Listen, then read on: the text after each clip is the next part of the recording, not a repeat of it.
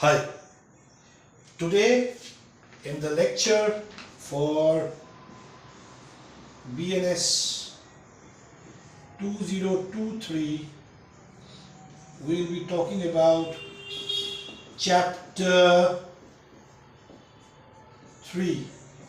Now this is the last video on this segment and we'll be discussing private defense. As I've said, we'll be doing for CLAT students, so we'll go as simple as possible. Now firstly, this is our friend and this is also another man, right? Now what happens, the right of private defense, he has a right of private defense. Let's put it this way, right?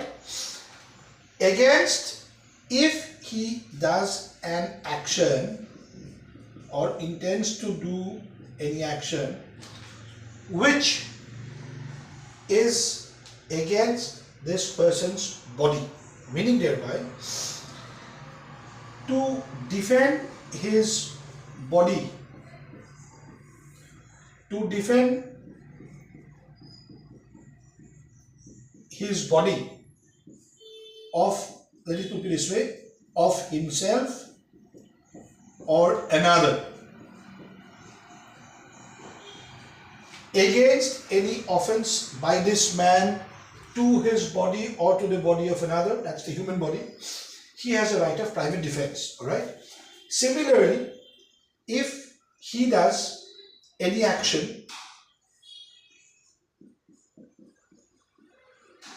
then which affects the property of our friend, then to protect the property, whether it's movable or immovable, of himself or of another, he has a right of private defense. So a man has a right of private defense against the action of another man if that man does something or intends to do something against the body or property of this fellow or of another. Alright? This is a fundamental concept of private defense. Now, what if situation? What if this person, let me put it this way, our persons, he is of unsound mind, or intoxicated, or of immature understanding. Forget about my handwriting. Understanding. We know that a person, if he is of unsound mind and if he is intoxicated, if he has an immature understanding, then any action of this man will not be an offense. Alright? This action towards this man of the body or property will be no offense. If this be so, there will be no offense, right? Because they are protected under general exceptions. Still, he has a right of private defense. Okay? So, regardless of the fact whether this person, our friend out here, let me put it this way. Regardless of the fact whether this man is of unsound mind, intoxicated, immature understanding, if he does something which affects the body or property of this fellow, then the fellow has a right of private defense. So the question is, when does this right of private defense extend to causing death? This is important. Now this is two parts, we will not go to that deep. Now this right of private defense, this right can be exercised to the extent of causing death. This is serious. You can exercise the right of private defense to cause death. Question is when. This is if by the action of this fellow you have an apprehension, the word is of apprehension, of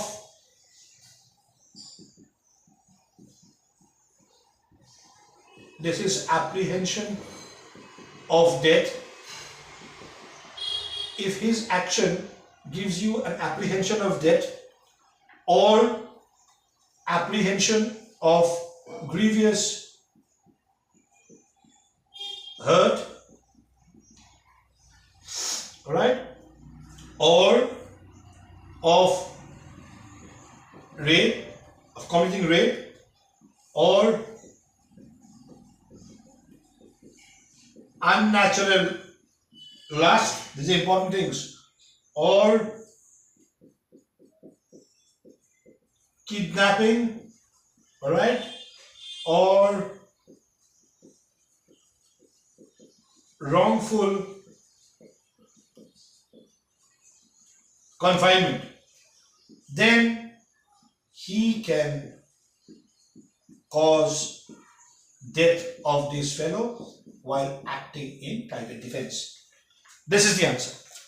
This is death when the action of this fellow is such that it gives an apprehension of death or of grievous hurt or of rape or of unnatural lust or of kidnapping or wrongful confinement, then he can cause death.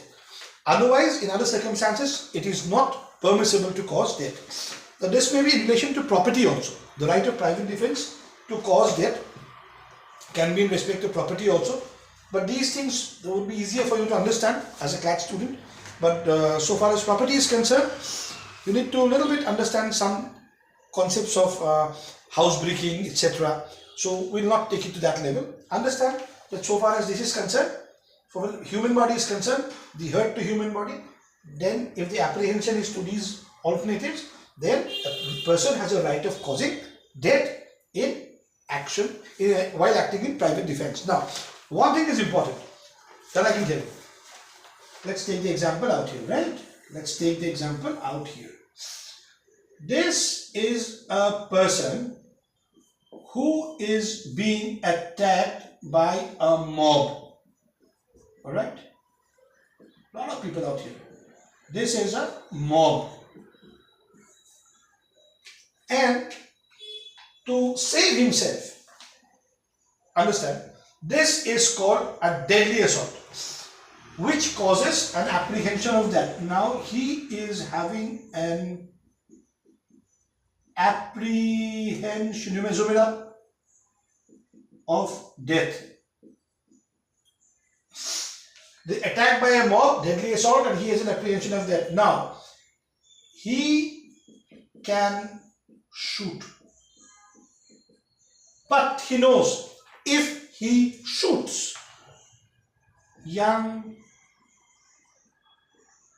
children, 2 young children may be hurt or killed. If he shoots, then this may be killed. There is a chance. Now, if a mob comes to attack him and he has an apprehension of death and he can shoot and he shoots, now then although these innocent persons may be killed, he can do so, he can shoot in private defense. This is a very important concept. When there is risk of harm to innocent. So this is an example of private defense when innocent persons can be hurt. Understood? So this is tall and short of private defense so far as the CLAT is concerned. I mean, just the basics of it, right? We don't go to details. Let's do a recap. A person, if he has a right of private defense, the question is when. It comes when another person does something with respect to his body or another's body, or with respect to his property or another's property. Then, to defend it, he may act in the right of private defense. Now comes the second chapter. When this person is of unsound mind, he is intoxicated, he is immature in understanding, which himself gives that the law says that no act done by a person of unsound mind or by an intoxicated person or immature understanding would be an offense, but still he has a right of private defense to protect his body, property, or body and property of another. So does not matter whether the person who is doing so is of unsound mind, intoxicated, immature understanding. Done. Now comes when the right of private defense, so far as human body is concerned, extends to the causing of death. Rightly, if there is apprehension of death, grievous hurt, rape, unnatural lust, kidnapping, or wrongful confinement, then he can act in private defense, and if he causes death of this person, while doing so, there is no offense. One thing is important, when private defense, the right extends when innocence can be hurt. The example is, yes, you can still act in private defense even though there is a risk of hurting innocence. So this is a fellow, he is being attacked by a mob. He has an apprehension of death. He has a gun, he can shoot. But if he shoots, the innocent two young children may be hurt or killed, he can still shoot because he is acting in the right of private defense. Squarely put, there is a fair idea of private defense. Now, question is, when does the right of private defense start? This is important. And when does it end? Right? It starts as long as the apprehension starts. Doesn't matter whether the act is committed or not. When the apprehension starts, the right of private defense starts. When does it end? When the apprehension ends. Right? This is the basics of private defense. Study hard, understand the law. The videos will be coming, but I do not put in so much of videos, but I'll just move apart. You zoom it up, take screenshots, whatever you do, snapshots, and take care. Right? Bye.